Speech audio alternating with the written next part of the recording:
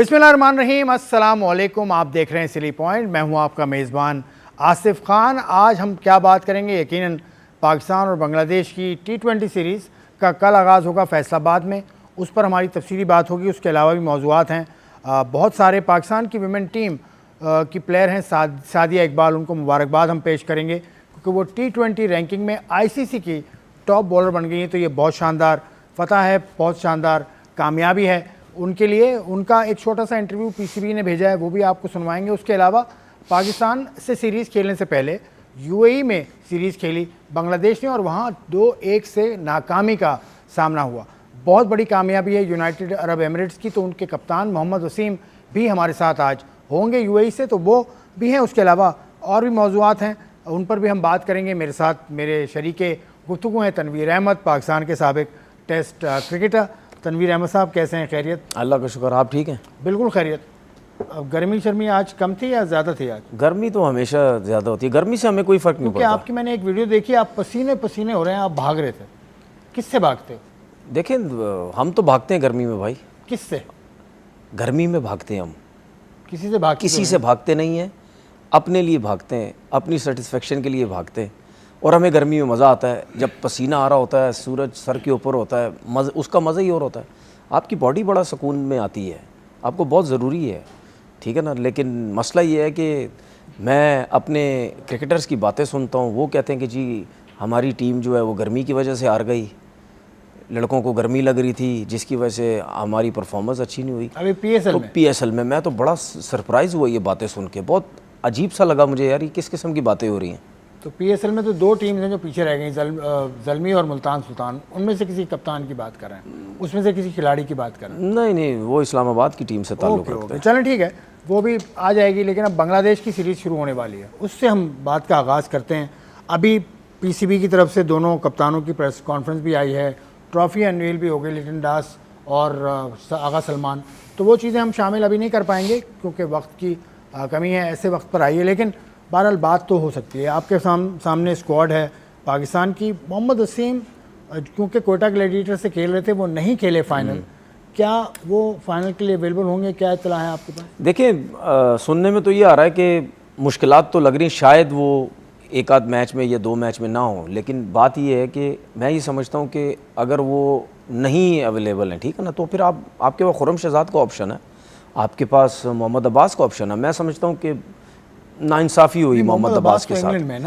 मोहम्मद अब्बास अफरीदी की बात कर रहा हूँ, ठीक है ना, उनके साथ नाइंसाफ़ी हुई। मतलब यानी टॉप विकेट टेकर, ठीक है, अच्छी खासी उसने विकेट्स इस PSL में आउट किए हैं, विकेट्स ली हैं, और वो कहीं भी नज़र नहीं आ रहा। तो मैं समझता हूँ कि खुर्रम शहजाद और अब्बास अफरीदी में से कोई भी आप एक लड़के को सिलेक्ट कर सकते हैं। पाकिस्तान की स्क्वाड में देखें, फ़हीम अशरफ है, हारिस रऊफ़ है, उसके अलावा हसन अली है, नसीम शाह है, तो फाज हुसैन तलत भी बॉलिंग करते हैं।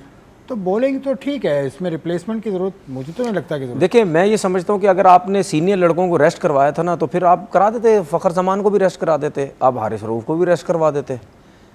मतलब जिन लड़कों ने परफॉर्मेंसेस दी हैं, अब अब्बास अफरीदी ने कोई ज़माना थोड़ी हो गया उसको क्रिकेट खेलते हुए, क्या उसको कोई 6-7 साल हो गए क्रिकेट खेलते हुए, अभी नया आया वो, ठीक है, गिनती के उसने मैचेस खेले हुए, तो उसकी परफॉर्मेंस भी अच्छी थी। न्यूजीलैंड में भी खेला, वहाँ भी अच्छी उसने T20 में बॉलिंग की, तो उसको रखना चाहिए था टीम में। फॉर्म में भी है ना, फॉर्म में भी है और जान भी मार रहा है, रनअप में भी जान मार रहा है जब भी उसको स्पेल मिलता है, जब बॉलिंग करने आता है, एफर्ट कर रहा होता है। इसी तरीके से खुर्रम शहजाद भी कर रहा होता है, ठीक है। उसके बाद नसीम शाह की परफॉर्मेंस जो है PSL में बिल्कुल अच्छी नहीं रही। ऐसा नहीं है कि वो पहले मैचेस से ही बहुत अच्छी परफॉर्मेंस देता हुआ आ रहा था तो आपने उसको टीम में सेलेक्ट कर लिया, तो उसकी परफॉर्मेंस उस तरह की नहीं थी। तो आपके पास बहुत अच्छा एक ऑप्शन था, ठीक है ना, कि अब्बास भी अच्छी परफॉर्मेंस दे रहा है, शहजाद भी दे रहा है। आप सीनियर को भी ड्रॉप करते हैं, ये रेस्ट कराते, जो अभी आप वर्ड देते हैं, नसीम शाह को भी आप रेस्ट करवा देते हैं, और हारिस रऊफ़ को। हाँ, मैं ही तो कह रहा हूँ, सीनियर जिसने 3 सीनियर्स को दिया, आप हारिस को भी देते, फ़खर नसीम को भी दे देते, आप इन 2 को डाल देते। पेस है ना, हारिस रऊफ़ की पेस है जिसकी वजह से वो आगे निकल जाते हैं सबसे। देखिए, मेरे ख्याल में बांग्लादेश की जो जैसी टीम है ना, उनके आगे अगर किसी का कम भी पेस हो कोई बात नहीं, अगर आपके पास एक्सपीरियंस है तो आप उनको पकड़ सकते हैं। सिर्फ पेस वेस की बात नहीं होती। एक तरफ हम लोग सब ये कहते हैं कि जी मतलब हम सीनियर को रेस्ट करवाएं ना, टेस्ट मैच हराए थे जूनियर को पाकिस्तान में, सुन तो ले अभी मेरी recently मेरी बात तो सुने। वो टेस्ट मैच जो हमारे थे वो अपनी गलतियों की वजह से आ रहे थे। गलती मैं आज भी कह रहा हूँ वो जो पिचेस बनाई गई थी वो बहुत गलत पिचेस बनाई गई थी, चलो ठीक है, वो जिसकी वजह से वो बांग्लादेश के खिलाफ भी अगर टीम आजमाएंगे नहीं तो मैं आपको याद करा दूं, अब मेरी बात सुन लेना, मैच हराया। अब मेरी बात सुन ले, बांग्लादेश ने टेस्ट मैच हराया, हमारी पूरी सीनियर टीम खेल रही थी। टेस्ट क्रिकेट के अंदर या वनडे क्रिकेट के अंदर आपके पास एक्सपीरियंस प्लेयर आपके लिए होना बहुत ज़रूरी है। लेकिन जब आप T20 की बात करते हैं तो आप ये कहते हैं कि जी हमारे पास ऐसे प्लेयर आए जो स्ट्राइक रेट भी अच्छे हों, या ऐसे बॉलर आए जिनकी लाइन लेंथ वगैरह बहुत अच्छी हो, बड़ा दिमाग से बॉल करने वाले हों। तो T20 में अगर तेज़ गेंद करने वाला भी अगर उसके पास दिमाग नहीं, उसकी मार लगनी है। लेकिन दूसरी तरफ हम कहते हैं कि जी बांग्लादेश की टीम है या जिम्बाब्वे की टीम है, उनके खिलाफ आप सीनियर्स को रेस्ट कराएं ना, आप जूनियर्स को मौका दें। तो फिर आप करा देते सब सीनियर्स को रेस्ट, अब सब जूनियर्स को आप मौका देते। होम सीरीज में नहीं आजमाएंगे जूनियर्स तो फिर को, कहाँ नहीं, मैं तो कहता हूँ चाहे होम सीरीज हो चाहे बाहर की सीरीज हो, कहीं पे भी हो, अगर आप कहते हैं कि जी वीक टीम से मैच है तो आप सब यंगस्टर्स को खिलाएं ना, पूरा मौका दें। आप पूरी 3 सीरीज थी आपके पास, आप जाने देते, सारे PSL के यंगस्टर आप डाल देते उसके अंदर, क्या प्रॉब्लम थी? फिर आपको पता चल जाता कि कौन अच्छा है कौन नहीं है। अगर उन्हीं लड़कों को आप लेके चलना चाहते आगे की सीरीज में तो आप लेके चलें। तो फिर ऐसा ना करें कि वीक टीम है। अब मुझे एक बात बताएं, फिर मैं वही बात करूंगा, अगर यहाँ बाबर आजम होता या रिजवान होता, अब मेरी लिस्ट में बाबर के साथ रिजवान भी आ गया है। और जो मैं हमेशा बोलता था, मुझे लोग कहते हैं ना बाबर, मैं हमेशा बोलता था रिजवान के साथ नाइंसाफ़ी मुझे जो लगेगी अगर होगी, मैं रिजवान के लिए भी सपोर्ट में बात करूंगा। अब अगर यहाँ पे रिजवान और बाबर रन्स करते तो सब पता क्या कहते हैं, ये तो है ही अच्छे प्लेयर ना, वीक टीम थी रन्स कर दिए। तो अगर आप फ़खर जमान रन करेगा तो क्या वीक टीम नहीं होगी? वही लोग जो कहते हैं ना इन दोनों के बारे में, वीक टीम के खिलाफ रन्स करते हैं, अगर फ़खर करेंगे तो फिर बोले वीक टीम के खिलाफ कमबैक है। नहीं कमबैक की बात नहीं है, मैं कमबैक बड़े अरसे से क्रिकेट नहीं खेल, नहीं सर, कमबैक क्रिकेट नहीं सर, ऐसा नहीं होता। नहीं, इतना सीनियर लड़का कमबैक का कोई हो नहीं। अभी PSL भी खेल रहा है, पूरा PSL खेला है, ऐसा नहीं है कि डायरेक्ट आके आप बांग्लादेश की सीरीज आप खेल रहे हैं। तो फिर आप सब सीनियर के लिए ये वर्ड यूज़ करेंगे जी वो वीक टीम के खिलाफ। अच्छा, अगर हारिस रऊफ इनके खिलाफ आउट कर देता तो क्या बोलेंगे हम? हारिस रऊफ ने अच्छी बॉलिंग की, फिर उसके बारे में बोलोगे नहीं यार वीक बैटिंग के खिलाफ आउट किया। ये नहीं होता है, इस तरह नहीं होता। फिर सबके लिए आपको अगर लाइनअप बनानी हो, आपकी स्क्वाड में कौन कौन आता भाई? देखिए मेरी स्क्वाड, मैं तो आपके सामने स्क्वाड है ना? नहीं, मैं तो स्क्वाड बना चुका हूँ। मैं तो एक जगह बैठा हुआ था, मैंने स्क्वाड बना दिया। मेरी स्क्वाड में बाबर आजम भी था, ठीक है, मेरे स्क्वाड में रिजवान भी था, ठीक है, ये भी मेरे स्क्वाड के अंदर थे। मेरे स्क्वाड में उसामा मीर था, मेरे स्क्वाड में मीर हमजा था, मेरे स्क्वाड में ये खुरम शहजाद था, ये लोग थे, अब्बास अफरीदी था, ये लोग थे मेरे स्क्वाड के अंदर। अब मुझे एक बात बताएं, हम कहते हैं जी मीर हमजा, क्या मीर हमजा? सुन लेना, नहीं मेरे स्क्वाड में शदाब नहीं था, मेरे स्क्वाड में शदाब नहीं था, मेरे स्क्वाड में खुशदिल शाह नहीं था, मेरे स्क्वाड में नहीं थे। ठीक है, मेरी बात सुने, मैं ये कह रहा हूं कि मेरा सवाल ये है कि क्या मीर हमजा का नाम नहीं आना चाहिए?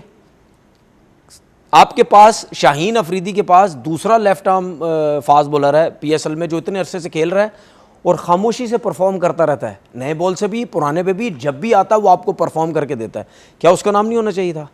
परफॉर्मेंस तो उसकी है, ठीक है, एक इंजरी का शिकार ना हो। आपके पास लेग स्पिनर कितने हैं? उसामा मीर, जाहिद महमूद खेला, जाहिद महमूद खेला, उसकी फ्रेंचाइज नहीं खिलाया। मैं यही तो कह रहा हूं ना, आपके पास 2 से 3 लेग स्पिनर, मैं जेन्युइन लेग स्पिनर की बात करूं, मैं ऑलराउंडर की बात नहीं कर रहा। आपके पास जेन्युइन लेग स्पिनर कितने हैं? जाहिद महमूद, ठीक है, और उसामा मीर, उस्मान कादिर, ठीक है, उस्मान कादिर चलो है ही, तो मेरी लिस्ट में तो उस्मान कादिर ये था, उसामा मीर, उस्मान तारिक कोयटा ग्लैडिएटर वाले नहीं, वो मैं उसको अभी इंटरनेशनल क्रिकेट के, क्योंकि उसको वैसे ही एक्शन के इतने प्रॉब्लम हो जाते हैं, तो वो इंटरनेशनल क्रिकेट का मैं तो लेग स्पिनर है या मिस्ट्री स्पिनर है, जो भी है, लेकिन मैं मेरी लिस्ट में अभी वो नहीं है।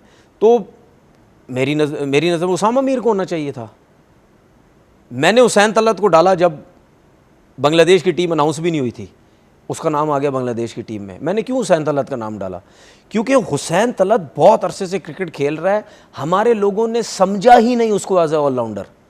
200 रन किए उससे फर्स्ट क्लास में, हमारे लोगों ने, हमारे लोगों ने उसको एज ए ऑलराउंडर समझा ही नहीं। आप जब आपके पास, एक तो हमारे पास ऐसे ऑप्शन आते नहीं, एक आमिर जमाल है और एक ये है, जब ऐसे ऑप्शन आते हैं तो आप उनके ऊपर बर्डन डालते हैं, उनसे बात करते हैं, उनको बोलते हैं कि भाई आप वाहिद प्लेयर हैं जो बैटिंग भी करते हैं, बॉलिंग भी करते हैं, हमारे पास ऑलराउंडर नहीं है, आप अपनी बॉलिंग को भी अच्छा करें, आप अपनी बैटिंग को भी करें, आप अपनी बॉलिंग को भी अच्छा करें, अपनी फिटनेस अच्छी रखें, क्योंकि हम एज अ ऑलराउंडर आपको खिलाना चाहते हैं। ये नीचे से चीज़ें शुरू होती हैं। मुझे कुछ और बात याद आ गई, फास्ट बॉलिंग ऑलराउंडर्स पाकिस्तान में जितने भी आए रज़ाक और अजहर महमूद के बाद, मतलब अनवर अली, बिलावल भट्टी, अमाद भट्ट, उसके अलावा वो लड़का एक और भी था, उसका नाम मुझे याद नहीं आ रहा इस वक्त, मतलब ये फास्ट बॉलिंग ऑलराउंडर मैं आपके सामने बैठा हूँ आप, और हाँ फर्स्ट क्लास सेंचुरी है आपकी, फास्ट बॉलिंग ऑलराउंडर टिक क्यों नहीं पाते हमारे? नहीं, टिक की बात नहीं है, टिकने की बात नहीं है, की बात कर रहा था मैं। टिकने की बात नहीं है, प्रॉपर मौके दिए ही नहीं जाते।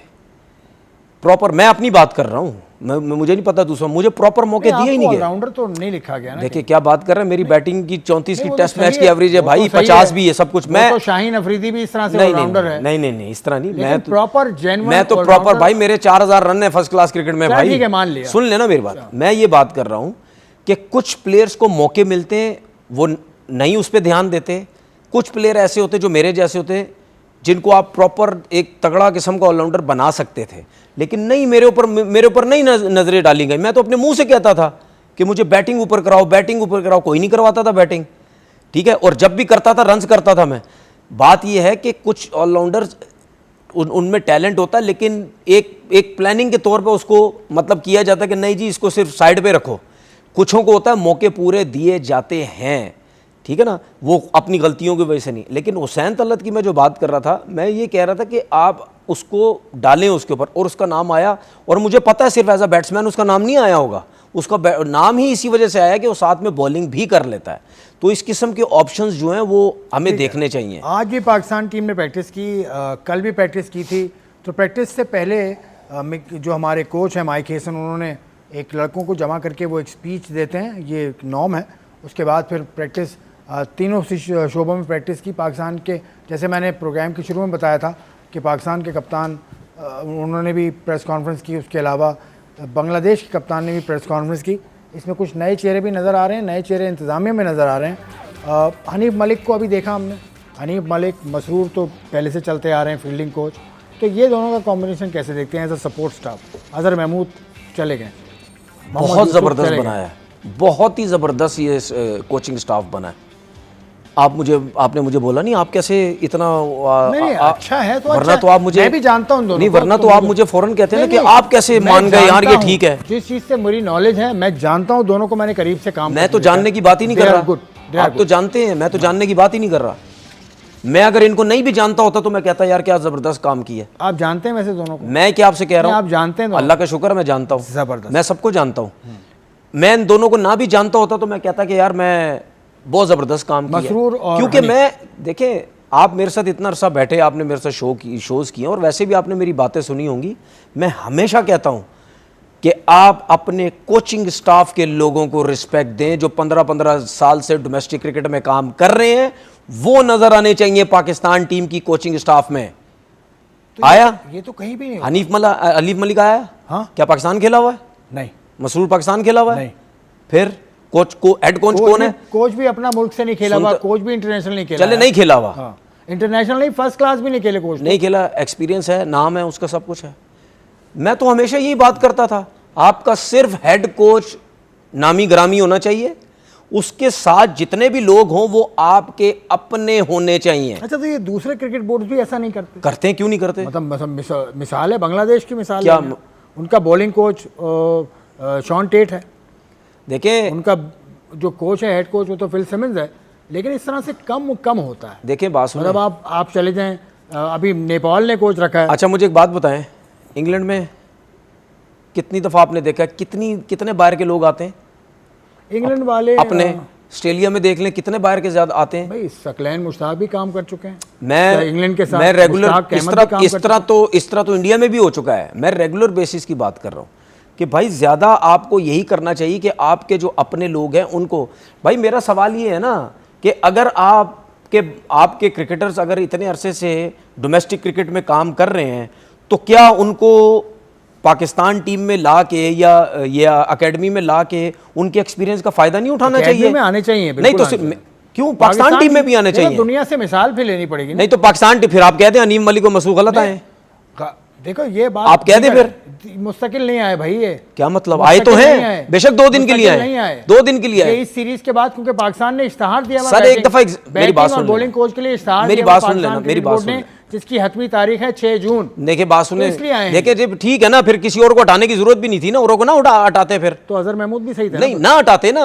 ना हटाते किसी को। मैं बार बार कह रहा हूं कि अपने लोग बेशक 2 दिन के लिए आए, 3 दिन के लिए, 4 दिन के लिए आए, एग्जाम्पल सेट हो गया बस। इसी तरीके ही होना चाहिए। और मैं बिल्कुल ये गलत बात नहीं कर रहा, ये मेरी अपनी सोच जो मेरी है, मैं समझता हूं, मैं यही कहता हूं कि भाई जब हमारे लोगों के पास एक्सपीरियंस हो गया तो फिर वो टॉप लेवल पे क्यों नहीं आ सकते? अच्छा सुने, अच्छा मेरी बात सुने, मेरी बात सुने। रहमान, अच्छा रहमान भी फर्स्ट क्लास एक शायद खेलें, वो भी पाकिस्तान टीम के कोच रह चुके हैं। मेरी बात सुनो, जब आप किसी इदारे में जब आप जाते हैं, हाँ ठीक है, नौकरी लेके क्या मांगते हैं आपसे? एक्सपीरियंस कहते हैं ना 5 साल का, 10 साल का, 12 साल का, सबसे पहले ये मांगते हैं। ये तो नहीं कहते कि आपके पास सिर्फ 6 महीने का एक्सपीरियंस, आप आके इतनी बड़ी पोस्ट पे लग जाएं। ऐसा तो नहीं होता ना। ठीक है। तो इसी तरह ही जब आपके लड़कों का एक्सपीरियंस 15-15, 20-20 साल का है डोमेस्टिक क्रिकेट का, इसका मतलब यह है कि उनको हाव नो बहुत अच्छी है पाकिस्तान क्रिकेट की, आना चाहिए उनको पाकिस्तान टीम में या अकेडमी में आना चाहिए। तो खिलाफ कोई करे ना। और देखें सब एकेडमीज में लगे हुए हैं, कहीं ना कहीं लगे हुए हैं, रीजन में लगे हुए हैं। मैं नाम क्या लूँ, पेशावर रीजन के प्लेयर्स हैं, वो कोयटा में काम कर रहे हैं, मुख्तलिफ जगह पे काम कर रहे हैं। तो 25-26 लोग काम कर रहे हैं, उसमें से 2 की चुनाई अगर होगी तो 25 थोड़ी। अच्छा इसमें एक और चीज़ बताऊं, जब आप अपने डोमेस्टिक के कोचेस को इस तरीके से जॉब मतलब पाकिस्तान टीम में लाने लग जाएंगे ना, तो आपके लिए एक और ऑप्शन एक और बहुत आसानी हो जाएगी। ठीक है, वो क्या हो जाएगी कि भाई ये दो लड़के, चाहे बैटिंग कोच है, चाहे फील्डिंग कोच है, चाहे बॉलिंग कोच है, जो भी हैं, ये 3 लड़के इतने अरसा काम करेंगे, 1.5-2 साल, इनका 1.5-2 साल का कॉन्ट्रैक्ट है।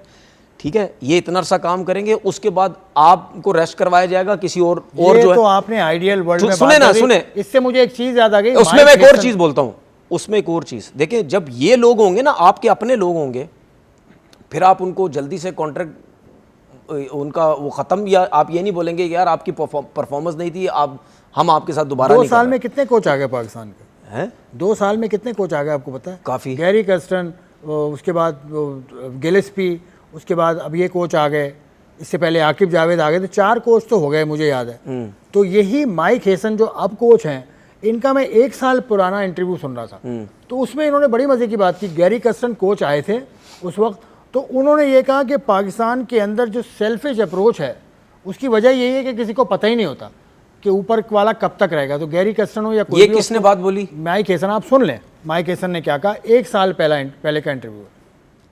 He would work out that players, because of the chopping and changing of the chair and the leadership of the team, that players have to look after themselves, and that's the model that Pakistan cricket has developed. They've developed a selfish model because players can't turn up and say, "Hey, we're going to buy into this team plan, this team ethos," because I could be gone tomorrow. You know, if someone new comes in, they'll have a different idea. Unless I score 100 today or look after myself, I could easily get sidetracked. So that just doesn't instill any form of play for the team mentality. So, I don't think Gary will be surprised. How he makes that change will be interesting because, once again, it's really hard for a player to go, "Yes, Gary, we trust you and we believe you and we'll back you," if they don't know if Gary's going to be there in 6 months' time or 8 months' time or whatever. And based on history, that's a real threat. So, I think Gary's got to try.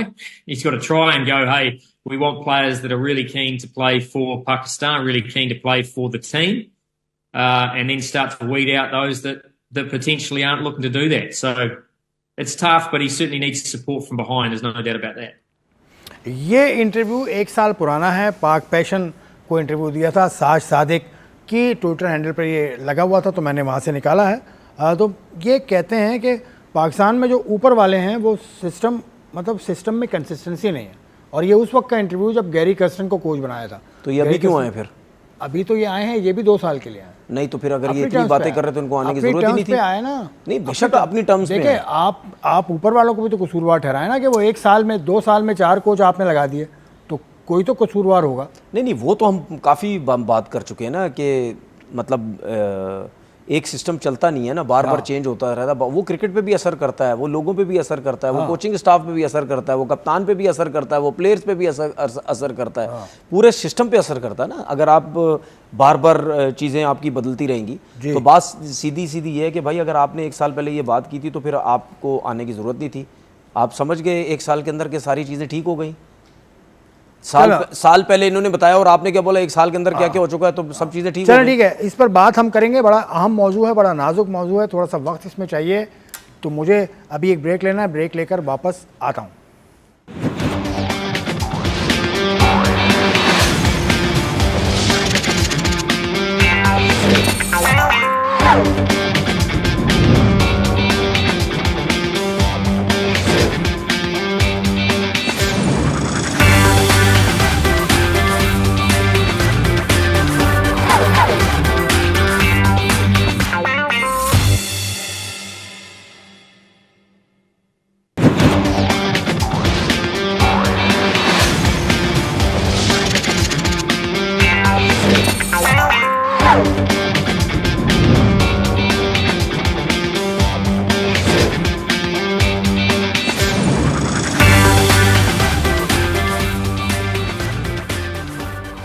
हाँ जी, तो हम इस वक्त programme में बात कर रहे थे माइक हेसन के हवाले से। पाकिस्तान ने बांग्लादेश से T20 सीरीज़ खेलनी है कल से फैसलाबाद में, और फैसलाबाद में सुना है गर्मी बहुत ज़्यादा है, और फैसलाबाद वो मैदान है जिसके लिए डेनिस लीली ने कहा था कि या इस पिच के ऊपर मेरी कब्र मुझे यहाँ दफना दें, इतना वो जिच हो गया था वहाँ पर। खैर उसकी बात तो हम करेंगे, लेकिन माइक हेसन पे आप मतलब खफाएँ क्यों? उसको बुलाया पाकिस्तान क्रिकेट बोर्ड ने, उसने दरख्वास्त दी थी, उससे पहले तो मुलाकात की मोहसिन नकवी साहब ने, मेरी इत्तला के मुताबिक जब इस्लाम PSL चल रही थी तो मोहसिन नकवी साहब ने पहले उसको मुझसे मुलाकात की है, उसने पूरा अपना प्लान बताया, फिर आके जावेद से मुलाकात हुई है, उसके बाद वो आ गया। नहीं, मैं उसके ख़िलाफ़ नहीं हूँ, इख्तलाफ मुझे नहीं, मैं तो उसकी बात के ऊपर बात कर रहा हूँ कि आपने जो बात की थी कि यहाँ सेल्फिश चीज़ें होती, ये होती, फलाना होती है, आपने साल पहले का आपने इंटरव्यू चलाया, तो साल के बाद क्या हुआ? साल में 3 कोच आ गए ना, सही हो गई। मैं आपसे यही तो कह रहा हूँ ना, सही हो गई उसकी बात। तो उसकी बात क्या, उसने क्या बात बोली थी साल में? क्या उसने कहा कि ऊपर कंसिस्टेंसी नहीं है जिसकी वजह से नीचे भी खौफ पाया जाता है, हाँ, और जरा सेल्फिश नहीं तो पाकिस्तान के प्लेयर्स नजर आते हैं। नहीं तो जब उसको ये नजर आ रहा है कि साल में 3 कोचेस आ गए तो फिर वो क्यों आया? हाँ, तो वही तो मैं कह रहा हूँ, अपना उसने प्लान को रखा है, इसका मतलब वो पावरफुल कोच है, मुझे ऐसा लगता है माइक हेसन। नहीं, कोच देखे, दुनिया का कोई भी कोच होता है ना, उस जब रखा जाता है सारे पावरफुल होते हैं, ऐसा नहीं है कोई कोच भी पावरफुल नहीं होता। आपकी डोमेस्टिक क्रिकेट का कोच भी पावरफुल होता है भाई, कोच की एक वैल्यू होती है, कोच अपनी मर्जी से खिलाने की कोशिश करता है, नो डाउट टीम कप्तान के ऊपर आप चलते हैं, लेकिन आपकी भी से होती है भाई, ऐसा नहीं। और ये तो इंटरनेशनल टीम के कोचेज़ हैं, जब और ये सिलेक्शन में भी इनकी से है। देखिए यार, सिलेक्शन मैं पॉइंट एक बिल्ड करना चाह रहा हूँ, सिलेक्शन कमेटी में सिर्फ कोच और कप्तान होना चाहिए, इसके अलावा कोई नहीं होना चाहिए। मतलब यानी जो टीम सेलेक्ट होती है, टीम जो सिलेक्ट होती है उसमें कोच और कप्तान, और सिर्फ जो इंटरनेशनल टीम जब कोई पाकिस्तान टीम सिलेक्शन करता है ना, उसमें सिर्फ सिलेक्टर्स होना चाहिए बस। अगर आपने एक आध बीच कप्तान डाल दिया, कोच वोच का काम उस पर नहीं होना चाहिए। आप समझ रहे मेरी बात? जब आप पाकिस्तान टीम सेलेक्ट करते हैं उसमें सिलेक्टर्स और कोच होने चाहिए, दैट्स इट। लेकिन जब आप पाकिस्तान टीम अनाउंस कर लेते हैं, वो जो प्लेइंग 11 या जो होती है उसमें सिर्फ कोच और कप्तान होना चाहिए, सिलेक्शन कमेटी का कोई अमल दखल नहीं होना चाहिए। सिलेक्शन कमेटी वो अलग होती है, उससे मैनेजर होता है, कप्तान होता है, कोच होता है, वो तो होता है, ऐसे ही होता है, आपके ज़माने में भी ऐसे ही होता है। हाँ, ऐसे ही होता है, पक्की बात है, बिल्कुल पक्की बात है। टूर सिलेक्शन कमेटी अलग होती है। आप कह रहे हैं, मैं कह रहा हूँ टूर सिलेक्शन कमेटी अलग होती है, और जो मेन सिलेक्शन कमेटी है वो अलग होती है। ये और इस पाकिस्तान क्रिकेट बोर्ड ने तो यहाँ तक किया है गुज़िश्ता सालों में कि आपका एक सिलेक्टर जाता था। असद शफीक आकिब भाई अभी टीम में थे, क्या थे आकिब भाई? Interim head coach. तो सिलेक्टर भी नहीं थे? सिलेक्टर भी थे, क्योंकि उस वक्त सिलेक्टर भी थे। आपकी बात सही है, मेरी बात सही है। नहीं, वो देखो सिलेक्शन कमेटी तो मुख्तलिफ किस्म की आई है ना, कहने का मकसद में तो ऐसी सिलेक्शन कमेटी आई। कहने का मकसद तो यही है ना, एक सिलेक्शन कमेटी का एक मेंबर पाकिस्तान टीम के कोचिंग स्टाफ में तो था ना। हाँ, तो बस बात तो वही होगी जो मैं कह रहा हूँ। चलो ठीक है, आपने बात कर ली, मैं मान गया। चलो अच्छी बात, आपने जल्दी मान ली, क्योंकि इससे पाकिस्तान की सिलेक्शन कमेटी में जितना तनव्वो आया, जितनी वैरायटी आई है, मतलब एक टाइम में तो 6 रीजन्स होते थे, और 6 रीजन्स के जो हेड कोच होते थे वो सिलेक्टर होते थे। बिल्कुल, ये भी रहा। उसके बाद आपके सिलेक्टर जाते भी थे, इंतजाम भी टूर पे, और ये जो रहा ये भी गलत रहा। चलो रहा। आप देखिए, बात सुने, पीछे चले गई ना बात, तो छोड़ दो। देखें, ये जो आपने बात की तो फिर उसका मैं जवाब भी दूँ ना। जब टीम्स के किसी भी फर्स्ट क्लास की टीम के हेड कोच को जब आप सेलेक्टर्स बनाएंगे ना, कहीं भी दुनिया में कहीं भी होता है, वो जाहिर सी बात है वो अपने प्लेयर की बात ज़्यादा करेगा कि मेरे पास अच्छे प्लेयर हैं, ये ले लो वो ले लो। जिस तरह ये जब ये बने भी था तो उस टाइम भी बात हुई थी, ठीक है ना, कि हर जगह बात हो रही थी कि यार ये क्या हुआ। सिंपल सी चीज़ है, आपको उन लोगों को सिलेक्टर बनाना चाहिए जिनका डोमेस्टिक की टीम से कोई ताल्लुक ना हो, या उनका कोई रिश्तेदार क्रिकेट ना खेल रहा हो, समझ रहे मेरी बात। उनको सिलेक्टर बनाए और उनकी ड्यूटी डालें, जिस तरह पहले भी होता था, जाएं आप डोमेस्टिक क्रिकेट में के मैचेस जो है जाके देखें, ठीक है। उसके साथ उनके साथ आप अगर मिसाल के तौर पर एक शहर से किसी को सिलेक्टर बनाते हैं, ठीक है, उसी शहर के 2-3 लोग उसको दे दें कि भाई मैं यहाँ जाऊँगा, तुम वहाँ जाओ, तुम जाओ, इस तरह करके सबको 2-2 3-3 4-4 बंदे दे दो, वो भी क्रिकेट खेले हो ना, पाकिस्तान खेले हो, फर्स्ट क्लास क्रिकेट खेले हो, उनकी भी जिम्मेदारी डाल दो, ठीक है ना, कि भाई आप जाएं जाके देखें कि कौन अच्छा प्लेयर है, कौन नहीं है, ठीक है ना। तो ये तरीक़ेकार होना चाहिए कि जिसका डोमेस्टिक क्रिकेट से जिस कोच का कोई ताल्लुक नहीं है, समझ रहे हैं। तो इस तरह अगर चीज़ें होंगी तो ठीक है, लेकिन मसले मसाइल इन चीज़ों में भी बहुत रहते हैं हमारे। ये हमारा तो कल्चर ही है, हमारे सिस्टम में ये चीज़ें हैं ना। कल्चर है, फोन आ जाता है, यही तो मसले मसाइल है ना यार, यही तो फोन आ जाता है कि यार ये काम कर लो। इस डोमेस्टिक सिस्टम में मुझे एक कोच ने बताया कि उसे फोन आया कि लड़के को खिला लो। अच्छा मुझे एक बात बताएं, सारे तरीके आजमा के देख लिए फिर भी चीज़ें ठीक नहीं हो रही, एक तरीके पे चल नहीं रहे। कैसे चीज़ें ठीक? एक तरीके पे कम से कम 5 साल आप चलें। वजह यह है कि जिसका जो काम है वो उसको काम करने दिया जाता नहीं है। तो बॉस की जिम्मेदारी है ना, फिर बॉस इस पे नज़र रखें। मसला ये है कि भाई अगर आपने किसी बंदे को किसी भी जॉब पे अगर आपने उसको 2 साल का कॉन्ट्रैक्ट दिया है, ठीक है, आप उससे 2 साल के बाद पूछो ना यार। आप 2 साल से पहले ही अगर वो उसको काम नहीं करने दिया जा रहा है या वो काम सही नहीं कर रहा तो मत छेड़ें उसको। 2 साल बाद उससे पूछें कि भाई आपने काम सही नहीं किया, आपको किसी ने तंग नहीं किया, आपको पूरी आज़ादी दी। आइडियल वर्ल्ड में रह रहे हैं। नहीं तो आइडियल बात सुने ना, तो फिर अगर आप आइडियल की बात कर रहे हैं तो भाई ये चीज़ें आइडियल तरीके से चलेंगी तो चीज़ें ठीक होंगी। आइडियल वर्ल्ड में रहते हैं, उसमें पूरा एक सिस्टम होता है। नहीं तो फिर बात ही ना करें। आपका कॉन्स्टिट्यूशन हर चेंज हो जाता है। सर बात ही ना करें, फिर बात करें, लेकिन बात टेप लगा के बैठ जाएं, बात बराए बात होती नहीं, फिर टेप मुंह पे लगा के बैठ जाएं, नहीं करें बात। चलो यार बात, एक तो सवाल भी करते हो फिर जवाब देते हो, आइडियल बात कर रहे हैं। बांग्लादेश की स्क्वाड पे नजर डाल लें, लिटन दास कप्तान है, उसके अलावा इनके बॉलर तस्कीन टीम में नहीं है। अभी इनके जो कोच हैं फिल सिमंस, उन्होंने कहा कि हमारी बॉलिंग हमारा मजबूत एरिया रहा है, तो मजबूत एरिया रहा है, यूएई में सीरीज हार के आ रहे हैं, उसका इन पे फर्क नहीं पड़ेगा, ये भी कहा सिमंस ने। देखिए अगर फास्ट बॉलिंग देखें तो हसन महमूद भी इनके पास, नाहिद राना है, मुस्तफिजुर रहमान है, इनका कोई आप जिस तरह बता रहे थे हाथ पे बॉल लगा इनके, उंगली में गेंद लगा, अगर ज़्यादा नहीं लगा तो वो भी जो खेल सकते हैं। अभी रिशाद हुसैन जो है वो लेग स्पिनर, वो इनके वो अच्छे हैं। मेहदी हसन इनके पास हैं, बैटिंग बॉलिंग दोनों अच्छी करते हैं, तो स्पिन अटैक भी अच्छा है इनके पास, फास्ट बॉलिंग अटैक भी अच्छा है। लेकिन ये जहन में रखें अब हमारे लड़के कि PSL गुजर गई है, ये अब इंटरनेशनल मैचेस हैं। जब आपके स्टार यहाँ पे लगा होता है ना, आवाम होती है, उसका प्रेशर और होता है, अच्छा, इसीलिए हमने अपने लड़कों को देखा है जब PSL में या डोमेस्टिक खेलते हैं तो बहुत मारते हैं, बहुत परफॉर्म करते हैं, लेकिन जैसे ही पाकिस्तान टीम में आते हैं तो वो प्रेशर लगता है, हैंडल नहीं कर पाते। तो आपको लगता है टक्कर का मुकाबला होगा? यार मैं नहीं समझता। नहीं, बॉलिंग तो बहुत अच्छी है बांग्लादेश की भी। आप फिर मुझसे वही बात करेंगे जो मैं पहले भी, जब हम बैठ के बात कर रहे थे, मैं पहले भी बोलता था, वेस्ट इंडीज़ की टीम भी, ये जिम्बाब्वे की टीम भी, बांग्लादेश की टीम भी, हमारा इनके साथ कोई मुकाबला नहीं होना चाहिए। में आगे पीछे ही हो। मुझे पता है, मैं वो बात नहीं कर रहा। इवन अफगानिस्तान भी, हमारी क्रिकेट इन लोगों से बहुत अच्छी होनी चाहिए थी। ये टीमें ऐसी हैं, इनके बारे में तो हमें सोचना ही नहीं चाहिए कि बांग्लादेश हमें हरा देगा, अफगानिस्तान हमें हरा देगा, जिम्बाब्वे हमें हरा देगा। तीनों टीमों ने हराया, मुझे पता है हराया है भाई, हम तो उससे USA से भी हार गए हैं, मैं वो तो बात नहीं कर रहा। ठीक है, आइलैंड से खेलते हैं हम लोग, प्रॉब्लम हुई भी होती है, आइलैंड से ना हार जाए।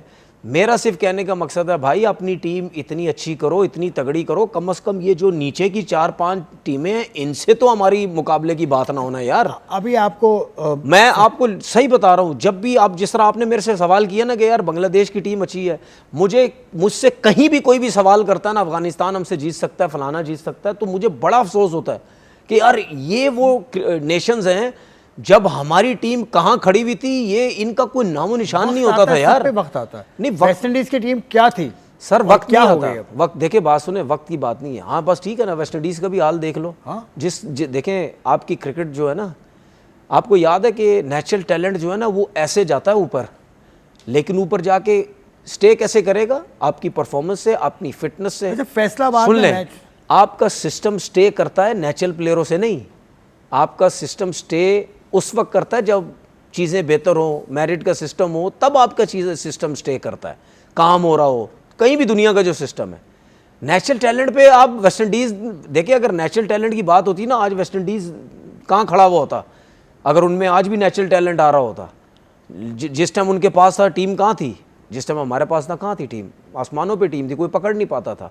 तो हमेशा आपका सिस्टम जो है वो देखें, हर टीम ग्रो कर जब रही है, स्टेबल होगा तभी आपकी हर चीज़ें टीम बनती ग्रो हैं। कर रही है। अफगानिस्तान ने ग्रो किया, बांग्लादेश ने बेहतर किया, जिम्बाब्वे ने बेहतर किया। ग्रो टेस्ट मैच कैसे खेल रही करती है, हैं चीजें 11 टेस्ट मैच खेले सर? जिम्बाब्वे ग्रो की टीम। कैसे करती हैं क्रिकेट चीजें? बोर्ड उनकी सहूलियात देता है, उनके क्रिकेट बोर्ड बात हाँ, तो करता है फिर- दुनिया से, हाँ, तो- और 11 टेस्ट मैच रख लेता है साल में। भाई परफॉर्मर जिम्बाब्वे की बात देखिए, कर बात सुने, टीम स्टेबल कब होती है? टीम्स अच्छी कब होने लग जाती है? जब आपकी टीम में परफॉर्मर्स आते हैं, परफॉर्मर आते हैं, और फिर जब कंसिस्टेंट बेसिस पे टीमें खिलाते हैं, कंसिस्टेंट बेसिस पे आपके लोग रहते हैं। ऐसे नहीं बार बार बदल रहे हैं, बार बार बदल रहे हैं। Exactly. जब आप बार बार बदलेंगे आपकी सोच बदलेगी, जब आप बार बार बदलेंगे आपका सिस्टम बदलेगा, आपकी टीम्स बदलेंगी। ठीक है, ये सब चीजें बदलती हैं आपकी। तो फिर एक चीज जब रुक ही नहीं रही तो कैसे चीजें ठीक लेकिन होंगी भाई? किस्मत बदली यूनाइटेड अरब एमिरेट्स की, जब उन्होंने बांग्लादेश को 2-1 से सीरीज हरा दी। पहला T20 हार गए, दूसरे T20 में बांग्लादेश को हराया, और तीसरे T20 में न सिर्फ हराया बल्कि सीरीज़ भी अपने नाम कर ली। और बांग्लादेश की ये एसोसिएट नेशन के ख़िलाफ़, यानी नॉन टेस्ट प्लेइंग नेशन के ख़िलाफ़ बड़ी नाकामी है, इसको कहा जाएगा। मोहम्मद वसीम सीरीज़ के बेहतरीन खिलाड़ी बने, और मोहम्मद वसीम कोई और नहीं बल्कि यूएई के कप्तान भी हैं। इनसे गुफ्तगू करते हैं। छोटा सा मेरा सवाल है वसीम आपसे कि आप पाकिस्तान से, आपका ताल्लुक़ किस शहर से, और आपकी क्रिकेट में जो बढ़ोतरी आई पाकिस्तान में, आपने किस लेवल तक क्रिकेट खेली, फिर आप यूएई गए, वहाँ पर क्या हुआ आपके साथ, और लास्ट ये बता दीजिएगा कि बांग्लादेश के ख़िलाफ़ जो सीरीज़ आपने जीती, इसका किरदार या मोहरिक इसके क्या बने? Hello, I am Mohammad Waseem, captain of UAE cricket team. मैंने अपनी क्रिकेटिंग जर्नी पाकिस्तान की क्रिकेट से स्टार्ट की। मैं मुल्तान रीजन में अपनी क्रिकेट खेला, फिर उसके बाद आई मूव टू यूएई कुछ 9-10 साल पहले। फिर इधर आके मैंने बहुत देर डोमेस्टिक क्रिकेट खेली। बहुत अच्छी क्रिकेट खेलने के बाद मेरा डेब्यू 2021 में यूएई के लिए हुआ। और हमारी इस हिस्टोरिक विन के पीछे बहुत ज़्यादा मेहनत है, बहुत ज़्यादा सपोर्ट है, क्योंकि हमारी मैनेजमेंट ने हमें बहुत सपोर्ट किया है। हमारे बोर्ड की बहुत एफर्ट्स हैं, हमारे कोच की गाइडेंस, फिर हमारी फिटनेस को लेके हमारे ट्रेनर्स, फिजियो, सबकी बहुत मेहनत है। और हमें बहुत वर्ल्ड क्लास फैसिलिटीज़ मिली हुई हैं इधर। लाइक हमारा खुद के लिए हर टाइम बुक किया हुआ ग्राउंड है, टर्फ विकेट्स हैं, जिम है, हर चीज़ हमारे लिए अवेलेबल है। और जिस तरह हम लोगों ने इस हिस्टोरिक विन के लिए मेहनत की है, वो मेहनत नज़र आई है कि हमने टेस्ट नेशन टीम को सीरीज़ हराई है। और जैसे हमारे बोर्ड ने लीग कराई है IL T20, उस लीग से भी हमारे प्लेयर्स में बहुत बूस्ट हुआ है, और बहुत क्रिकेट चेंज हुई है हमारी यूएई की उस लीग की वजह से भी। तो बहुत सारे महरक़ात मोहम्मद वसीम ने गिनवाए, जिनमें आखिर में उन्होंने कहा कि T20 लीग से फ़ायदा हुआ है, और यूएई क्रिकेट बोर्ड काफ़ी इन्वेस्ट कर रहा है लड़कों पे। बहुत बड़ी कामयाबी है टेस्ट प्लेइंग नेशन के ख़िलाफ़ 2-1 से जीतना। देखिए जाहिर सी बात है, ये उनके लिए कामयाबी तो है ना। बांग्लादेश की टीम को उन्होंने हरा दिया है, लेकिन अब बांग्लादेश की टीम इनसे हारी तो क्या वो खुश होगी? खुश तो नहीं होगी ना। नहीं, बिल्कुल नहीं होगी। ठीक है, खुश तो नहीं होगी। और अगर अब हम ये बोलने लग जाएं कि बांग्लादेश की टीम अब जब भी यूएई से खेलेगी तो वो हरा सकती है, तो बांग्लादेश के लिए क्या क्या क्या सोच होगी उनकी? बहुत बुरा फील करेंगे। तो जिस तरह हम बुरा फील करते हैं, हम बुरा फील करते हैं कि फ़लाना हमें मार देगा, फ़लाना हमें मार देगा, इसी तरीके बांग्लादेश भी बुरा फील कर रहा होगा। और आज बांग्लादेश यूएई से हारा है ना, तो नेक्स्ट जब सीरीज़ होगी ना, तो यही बातें हो रही होंगी इनकी दोनों की, जब आपस में होगी कि यूएई ने सीरीज़ हराई तो यूएई तो अब भी हरा सकता है। तो वो बांग्लादेश के लिए चीज़ें बुरी हों। अब बांग्लादेश इस चीज़ को कैसे ख़त्म कर सकता है?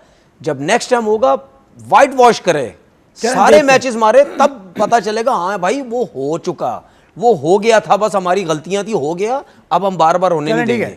आप देखें क्या इस होता है। तरीके से हमारे लोगों को, इन नीचे की टीम्स को वाइट वॉश करना चाहिए, पूरे पूरे मैच बुरे तरीके से मारना चाहिए कि नेक्स्ट टाइम जब ये बांग्लादेश तो अफगानिस्तान तो ये दूसरी टीम्स अगर खेलने आए ना तो ये इनको सोचें कि नहीं भाई इस टीम को हम नहीं हरा सकते। चलें जी, तनवीर साहब का कहना है कि ऐसा मैकेनिज्म हो कि आप एक टीम को पकड़ लें तो उसको उठने ना दें और वीक टीम, अपने से कम की टीम को, रैंकिंग में आपसे नीचे की टीम का ज़रा इस तरह का इस्तकबाल नहीं होना चाहिए था जिस तरह से बांग्लादेश ने किया यूएई के खिलाफ। लेकिन यूएई की बहुत बड़ी कामयाबी है। इसी बात पर एक ब्रेक लेता हूँ, ब्रेक के बाद I will see you once again.